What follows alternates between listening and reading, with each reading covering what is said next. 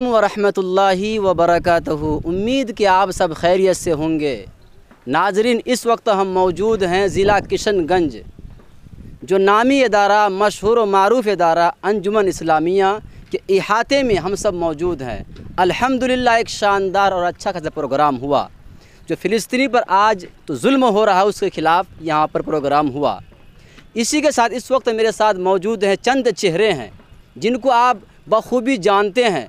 नाम लेने में कोई दिक्कत नहीं, परेशानी नहीं है। आप उनको देखते हैं, ये हमारे सीमांचल में जो कि बहुत ही कम उम्र में जो शोहरत हासिल की है, ये पूरे हिंदुस्तान में चर्चित है, शोहरत है, सुर्खियों में रहते हैं और मुशायरों में, जलसों में जहाँ भी प्रोटेस्ट होता है इनकी शमूलियत, इनका शामिल होना लाजमी है।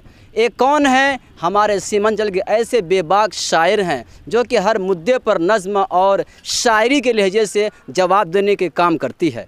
आइए मिलते हैं जनाब। आप सबका इस्तकबाल है हमारे NB media MM media YouTube channel पर। सर, आपका स्वागत है, खैर मकदम इस्तकबाल है। अपना नाम बताइए, उसके बाद फिर आपसे बातचीत शुरू होगी। बहुत शुक्रिया। मैं अबरार दानिश किशनगंजवी। आप सब जानते हैं, मेरे से वाकिफ़ है कि मैं एक उर्दू का एक शायर हूँ।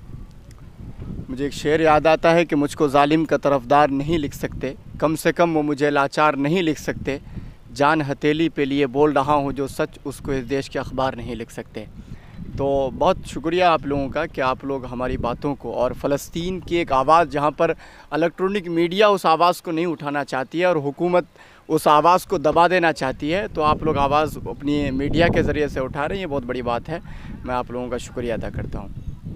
तो सर, सबसे पहली बात यह है कि जो वहाँ पर जुल्म हो रहा है उसके बारे में क्या कहेंगे, आपका ख़याल क्या है? और हिंदुस्तान के जो यहाँ पर प्रधानमंत्री, उनसे आप क्या मांग करेंगे? अपील है कि देखिए, किसी सियासत या किसी पार्टी या किसी ऐसी चीज़ का मुद्दा नहीं है, बल्कि फ़लस्तीन एक इंसानियत का मसला है। और हम मुसलमानों के लिए क़िबले अव्वल का मसला है कि हम सरकार से और हुकूमत से यही अपील करेंगे कि किसी भी मज़हब में इंसानियत का कत्लेआम किसी भी मज़हब में जायज़ नहीं है, किसी ने इजाज़त नहीं दिया है। तो हम लोग यही मांग करेंगे कि हुकूमत सिर्फ रिलीफ फ़ंड भेजने से नहीं, बल्कि उन फ़लस्तीनियों को मदद करना होगा। मैं पूरे दुनिया के 56 ऐसे मुल्क हैं जो मुस्लिम हैं, जो कुछ मुल्क हैं जो साथ दे रहे हैं, लेकिन कुछ मुल्क ऐसे हैं कि साथ नहीं देना चाहते हैं। लेकिन यहाँ मसला सिर्फ क़िबले अव्वल का नहीं है, बल्कि दूध मुहे बच्चों को भी मारा जाता है। ये मसला हमारे फ़लस्तीन के इंसानियत का, जहाँ नाहक कत्लेआम किया जा रहा है और बेबस, बेगुनाह और मासूम लोगों पर बमबारी हो रही है। तो हमारी लड़ाई तो इसलिए है कि हम लोग ये एहतिजाज कर रहे हैं। एक शेर मैंने कहा था कि गोली बंदूक बारूद आज़मा शौक़ से, ज़ोर जितना भी है सब दिखा ज़ोर से। एक कदम राह हक़ से पीछे हटेंगे नहीं, जुल्म की शिद्दतें तू बढ़ा शौक़ से। ना झुके थे न कभी, ना झुकेंगे कभी, सर झुकाना मुसलमान में तौहीन है। हमारी लड़ाई जो हमास जो लड़ रही है, और फ़लस्तीन के अंदर एक ऐसा भी एक इहाते में एक छोटा सा जजीरा है कि जो समंदर के करीब है हमास, वो लगातार लड़ाई लड़ रही है और अपनी आवाज़ को बुलंद कर रही है। और फ़लस्तीनियों के लिए, एक इसराइल के लिए एक पूरी ताकत के साथ अपने मुल्क को बचाने के लिए पूरी कोशिश कर रही है। तो हम उनके साथ खड़े हैं और इंशाअल्लाह हम लोग साथ खड़े रहेंगे, क्योंकि हम लोग यहाँ से, अभी आपने देखा भी होगा कि लुधियाना शाही पंजाब में शाही इमाम के साथ भी लाखों लोगों के सामने में हम लोगों ने एक रैली को निकाला था और एहतिजाज किया था और यहूदी मुर्दाबाद के नारे हमने लगाए थे। क्योंकि यहूदी का जो मिशन है, वो यहूदी का मिशन किसी एक चीज़ को कब्ज़ा करने का नहीं है, बल्कि यहूदी का मिशन ये है कि इंसानियत का कत्लेआम हो। हम उसकी मज़म्मत करते हैं।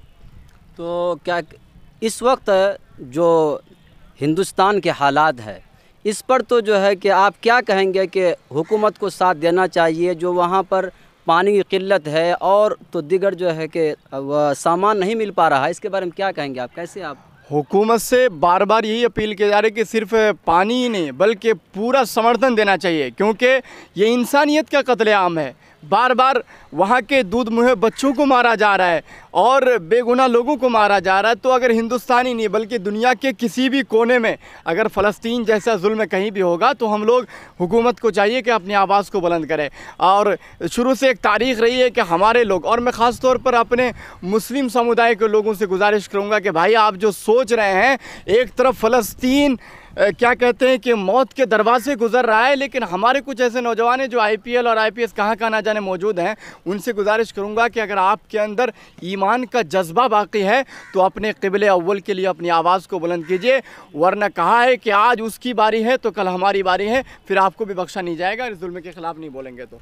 अबरार दानिश साहब, इस वक्त जो है कि हिंदू मुस्लिम हर कौम को ये जुट हो करके इसकी मुखालफत करनी चाहिए या नहीं? बिल्कुल, जो लोग जिनके अंदर इंसानियत बाकी है और जो ये समझते हैं कि इंसान से बड़ा कोई अभी धर्म नहीं है, इंसान सबसे पहली चीज़ है इंसानियत, उस इंसानियत के नाते मैं समझता हूँ कि हिंदुस्तान में जो हमारे गैर कौम है वो लोग भी साथ दे रहे हैं। लेकिन है इलेक्ट्रॉनिक मीडिया जो है वो इस बात को दिखाना नहीं चाहती हैं, तो ये अलग बात है। लेकिन हमारे बहुत से ऐसे हैं लोग जिनसे बातें होती है जो फ़लस्तीन के समर्थन में, आज के इस प्रोग्राम में बहुत सारे हिंदू भाई भी शामिल थे और शामिल हैं, क्योंकि ये इंसानियत की लड़ाई है और इंसानियत को बचाने की लड़ाई है, इसलिए सब लोग शामिल हैं। बहुत अच्छी बात, भाईचारा ख़त्म है, सिर्फ दुश्मनी है आजकल। आइए एक और हमारे साथ शायर हैं जो इनका नाम ही सीमांचल है। आपका स्वागत है, इस्तकबाल खैर मकदम वेलकम हमारे NB मीडिया यूट्यूब चैनल पर। और 2 मीडिया इस वक्त मौजूद आपके सामने जो इस वक्त जो फ़लस्तीनी हालात है, शायर साहब उस पर क्या कहें? सबसे पहले अपना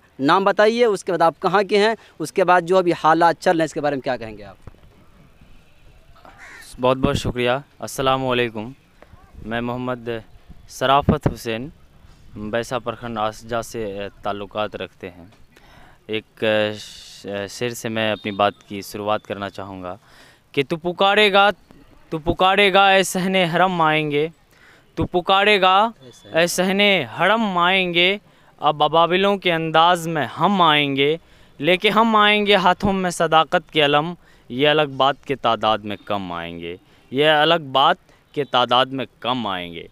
इज़राइल जो जिस तरह से आज जुल्म बरपा रहा है फ़िलिस्तीनियों पर, इंसानियत का कत्लेआम किया जा रहा है, ऐसे में पूरे मुल्क की चुप्पी कहीं न कहीं हम लोगों के लिए बहुत बुरी है। आपको लब खोलना पड़ेगा, बोलना पड़ेगा इस वक्त में फ़िलिस्तीन के लिए। जिस तरह से मासूम बच्चों को, दूध मुहे बच्चों को बम बरसाते हुए अस्पतालों पर, गज़ा पट्टियों पर हमास ने पहले हमला किया, उनके बाद उनको तो करना ही था, उनका लीगल है, खाने काबा है, मुसलमानों की ताल्लुक़ है वहाँ से। मुसलमानों, हमारे नबी सल्लल्लाहु ताला अलैहि वसल्लम क़िबले अव्वल से मेराज के रास्ते पर गए थे, तो वहीं से तो वजूद जुड़ी हुई है। तब वहाँ के लिए आवाज़ नहीं उठाएंगे तो कहाँ उठाएंगे? आज किशनगंज में इसका सदारत करते हुए MIM के प्रदेश अध्यक्ष अख्तर उल ईमान साहब का मैं शुक्रगुज़ार हूँ कि उन्होंने एक आवाज़ बुलंद किया, उन्होंने आवाज़ उठाने की शुरुआत करी और इंशाअल्लाह पूरे मुल्क भर के मुसलमान, पूरी दुनिया भर के मुसलमानों के लिए इसके लिए लड़ना चाहिए, हिंदू मुस्लिम सबको मिल कर के, क्योंकि इंसानियत को बचाने की लड़ाई को लड़नी चाहिए। तो और ये कि आसमां जलती ज़मीन पर नहीं आने वाला, मुसलमान जो उम्मीद लगाए हुए हैं कि नहीं अब फिर से अब आपको भी अबाबिल बनना पड़ेगा, आपको ही उसकी लड़ाई को लड़ना पड़ेगा। आसमां जलती ज़मीन पर नहीं आने वाला, अब अबाबिलों का लश्कर नहीं आने वाला, आसमां जलती ज़मीन पर नहीं आने वाला, अब अबाबिलों का लश्कर नहीं आने वाला। प्यास कहती है चलो रेत निचोड़ी जाए, अपने हिस्से में समंदर नहीं आने वाला। और अपने काबे की हिफाजत तुम्हें खुद करनी है, अपने काबे की हिफाजत तुम्हें खुद करनी है, अब अबाबिलों का लश्कर नहीं आने वाला।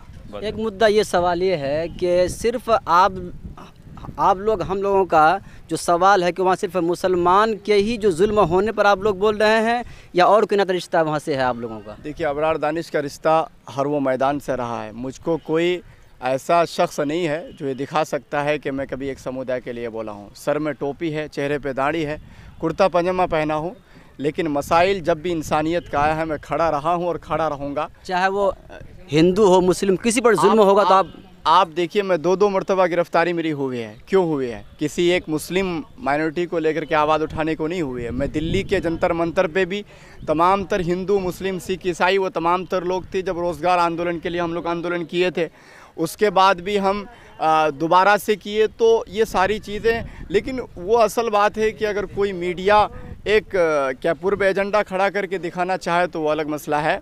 और मैं तो यही कहता हूँ कि जुगनुओं, तुमको एक नए चांद उगाने होंगे, जुगनुओं तुमको एक नए चांद उगाने होंगे, इससे पहले के अंधेरों की हुकूमत हो जाए, इससे पहले के अंधेरों की हुकूमत हो जाए। अब भी ज़रूरत है कि अपने आप को बेदार करें, अपने आने वाली नस्लों को बताएं, वरना फ़लस्तीन जैसा अगर हाल फ़लस्तीन के अंदर हो रहा है तो कहीं ना कहीं ऐसा लग रहा है कि ग़ज़वे हिंद में ना हो जाए और हिंदुस्तान में भी लोग इसी तरह ना परेशान रहे।